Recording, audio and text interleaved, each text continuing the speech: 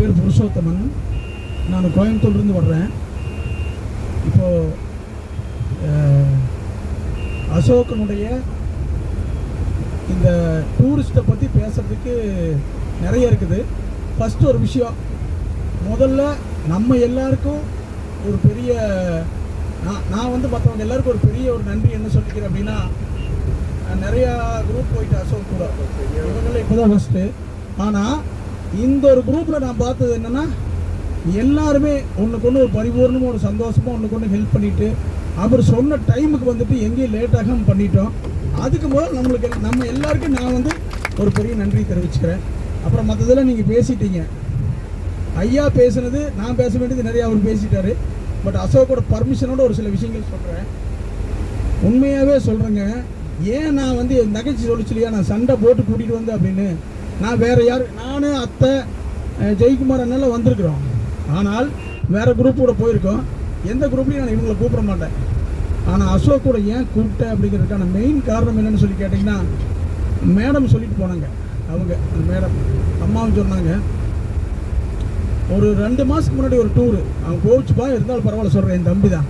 2 மாதத்துக்கு முன்னாடி ஒரு டூரு, பகல் அவ்வளோ வேலை இருக்கும், நைட்டில் நான் அவன் தான் தம்பி ஒன்று, அவனுங்கிறது கோவிச்சுக்காத, வேறு மாதிரி சொல்ல வராது. நானும் தம்பி தான் ஒன்றா இருப்போம். இவங்க மாமியாராக ஹாஸ்பிட்டலில் அட்மிட் பண்ணியிருக்காங்க, ஒரு பெரிய ஆப்ரேஷன். அதை விட்டுட்டு இங்கே எல்லாரையும் முகம் சொல்லிக்காமல் கவனிச்சுட்டு நைட்டில் வீடியோ காலில் போய் இவங்க மாமிக்கிட்ட, மாமி தைரியமாக இருங்க, உங்களுக்கு ஒன்றும் ஆகாது, என்ன ஆச்சு போச்சு வந்ததுன்னு 1 மணி 2 மணி வரைக்கும் பேசிகிட்டு இருப்பார். காலையில் 5 மணிக்கு எப்போ போல் வந்து எல்லோரையும் கூப்பிட்டு எதுவுமே நடக்காத மாதிரி போயிட்டுருப்பாப்புல.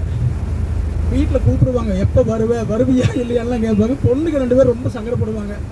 ஒவ்வொரு ட்ரிப்பில் உனக்கு 2 அம்மா கிடச்சிருது, 2 3 அக்கா தங்கச்சி கிடச்சிட்றாங்க, அண்ணன் தம்பி கிடச்சிட்றாங்கன்னா. பட் இந்த முறையும் அப்பா ஆகிட்டான். எங்கள் அண்ணன் சொன்னார், அவர் சொன்னார், நீ அப்பா ஆகிட்ட அப்படின்னாரு. நான் பாப்பாங்களுக்கு ஃபோன் பண்ணி சொல்ல போகிறேன், உங்கள் ஒப்பம் வந்து பிள்ளையெல்லாம் ஆகலை, இந்த டைம் அப்பனே ஆகிட்டான் அப்படின்னு.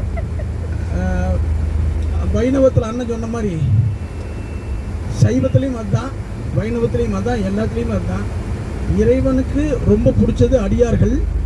அடியார்களுக்கு தொண்டு செஞ்சாவே இறைவன் ரொம்ப மகிழ்ந்துருவான். நம்மளுக்கு அந்த மோட்சம்ங்கிறது ரொம்ப எளிது. அதைத்தான் அவரு சொன்னார். உண்மையாகவே அசோக் எப்படி இதுக்குள்ளே வந்தான், வேணா அவன் பண்ணிட்டு இருந்த தொழில் வந்து மணி டிரான்ஸ்ஃபர், வேறு பிஸ்னஸ் பெரிய லெவலு. இது திடீர்னு அந்த கொரோனா டைம்லேருந்து இதுக்குள்ளே வந்துட்டு மனசார சொல்கிறேங்க, இன்றைக்கி வரைக்கும் சேவையாக தான் பண்ணிகிட்டு இருக்கிறாப்புல. அங்கே ஊரில் தோட்டத்தில் வேலை நடக்கு, அதுக்கு ஆளுகளை போட்டுருவாங்க, அதுக்கு சத்தம் போடுவாங்க, அதெல்லாம் விட்டுட்டு எனக்கு தெரிஞ்சு கடைசியாக ஊருக்கு 1 மாதத்துக்கு மேலே இருக்குன்னு நினைக்கிறேன். இப்போ 2 ட்ரிப்பு போட வேண்டாம்னு சொல்லி கம்பல் பண்ணி அடுத்த 2 மாதத்துக்கு இந்த குஜராத்து அதே மாதிரி நேபாள் டூர் நிறுத்தி வச்சுருக்குது. நேபாள் டூர் ஒரு டைம் கண்டிப்பாக அசோக் கூட போங்க. நீங்கள் என்ன ஹெல்ப் பண்ணுறா, இதெல்லாம் ஒன்றுமே இல்லை. தூங்கி எந்திரிச்சு காலையில் வர்றாப்புல, நம்மளுக்கு நல்ல சோறு போடுறாப்புல, கூட்டிகிட்டு போகிறாரு, காமிக்கிறாரு. போயிட்டு வந்தவங்களுக்கு தெரியும் மேடம், உண்மையே இல்லைங்களா? அதாவது முக்திநாத் அசோக் கூட போங்க, அப்போ தான் ஒரிஜினல் அசோக் யாருன்னு தெரியும். நம்மளுக்கு முடியாதவங்களுக்கு கூட வந்து ஆள் வச்சு அனுப்பிச்சுடுவாப்புல. ஏன்னா நான் ரொம்ப சிரமப்படுவேன், எனக்கு காலெல்லாம் பிரச்சனை இருக்குது. ஆனால் நீங்கள் தைரியமாக போங்க, உங்களுக்கு 2 ஆள் கூட அனுப்புகிறேன் அப்படின்னாப்புல. என்னென்ன தேவையோ, ஏன்னா மேலே அங்கே ஒரு 10 கோடி ஏறினாவே மூச்சு வாங்கும். அதுக்கு என்ன வேணுமோ அத்தனையும் முன்னேற்பாடாக பண்ணி முந்தின நாள் அவ்வளோ நாள் வெயிலில் சுற்றுவோம். ஆனால் முக்திநாத் மேலே ஏறுறதுக்கு முந்தின நாள் பார்த்தீங்கன்னா கடுங்குளிரில், சில டைமில் -டிகிரியில் போய் இங்கே படுப்போம். அந்த ரோடில் போகிறது ஒரு பெரிய எக்ஸ்பீரியன்ஸ். நாங்கள் போனப்பெல்லாம் ரோடு திடீர்னு பார்த்தா மண் சரிவு ஏற்பட்டு நின்றுச்சு. 2-3 நாளைக்கு இங்கே தான் போட்டிருக்குன்னு நினச்சா ஆண்டவன் மணித்தில் ஒரு 1/2 hour ரெடி ஆயிடுச்சு. அது ஒரு பெரிய எக்ஸ்பீரியன்ஸ். அதே மாதிரி குஜராத்தில் இந்த 3 டூர் தம்பி ரொம்ப ஸ்பெஷலாக பண்ணுறாப்புல. இது மார்க்கெட்டிங் எடுத்துட்டாலும் பரவாயில்ல, என்ன எடுத்துட்டாலும் பரவாயில்ல. குஜராத்தில் அதே மாதிரி தான், எல்லாமே சூப்பர் தான். அந்த கடல் வழிபடுற ஒரு கோயில் இருக்குது, நிஷ்கலங் மகாதேவ் கோயில் அப்படின்னு சொல்லிட்டு நிறையா குரூப் அங்கே சொதப்பாங்க. ஆனால் தம்பி முந்தின நாளே, ஏன்னா ஒவ்வொரு திதிக்கும் ஒரு குறிப்பிட்ட நாளிகைக்கு அந்த தண்ணி விலகு. நாம் இப்போ உள்ளே போகணும், பண்டிட்டு முதல்ல போவார், நம்ம கூட போய்க்கலாம். அது குறிப்பிட்ட நாளிகைக்கு இருக்கும், அதுக்கப்புறம் க்ளோஸ் ஆகிருக்கும்.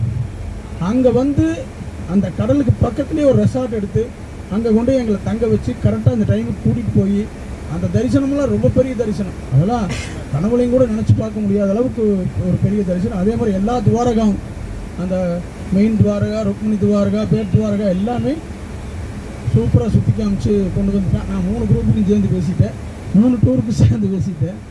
அதனால் ஐயா சொன்னது 100% உண்மை. இவனை ஊருக்கு உழைப்பவன், நம்மளுக்காக உழைக்கிறதுக்கு இவன் வீட்டில் இவனை நேர்ந்து விட்டாங்க, குடும்பத்தை பார்க்கறது இல்லை. அதான் உண்மை. குழந்தைங்க என்ன படிக்குதுன்னு கேளுங்க தனியாக, அப்புறம் ஒரு செகண்ட் யோசிச்சுட்டு சொல்லுவோம். அவங்க இவனை பார்த்து ரொம்ப நாள் ஆச்சு, வீடியோ காலில் தான் டெய்லி பேசிகிட்டு இருக்காப்புல. அதனால் இது ஒரு மிகப்பெரிய புண்ணியம். அதனால் ரொம்ப ஒரு மிகப்பெரிய நன்றி சொல்லிட்டு, இந்த குரூப் இருக்கிற எல்லாருமே ஒரு அருமையான ஆத்மாக்கள். இதுக்கு இன்னொரு காரணம் இருக்குங்க. தலைவன் எவ்வளியோ மக்கள் எவ்வளி அப்படின்னு சொன்ன மாதிரி, நம்ம ஒரு டூர் போகிறோம் அப்படின்னா நம்மளை கூட்டிகிட்டு போகிறவங்களுடைய வைப்ரேஷன் என்னவோ, இது ராஜாவுக்கு தெரியும், ஜெயனுக்கு தெரியும். ஏன்னா இவங்க ரெண்டு பேரும் நான் குரூப் டூரில் வேறு குரூப்பில் கூட்டிகிட்டு போயிருக்கிறேன். அவங்க மனசு சரியில்லை என்றால் நம்மளுக்குள்ள ஒன்றுக்குள்ள சண்டை வரும், சாப்பாடு சரியில்லாமல் போகும், ரூமுக்குள்ளே பாய்ச்சாம வரும், பள்ளி வரும், ஏமாந்த பாம்பு எல்லாம் வரும், நம்மளால் எதையும் பார்க்க முடியாமல் போகும். இங்கே நம்ம இவ்வளவு திருப்தி அனுபவிச்சதுக்கு காரணம் நம்ம எல்லாரோட மனசும் ஒரு காரணம். அதுக்கு மேலே இவனுடைய நல்ல மனசு, அது 100% உண்மை. ஏன்னா எனக்கு தெரிஞ்சு பணத்தை பெருசாக பார்த்து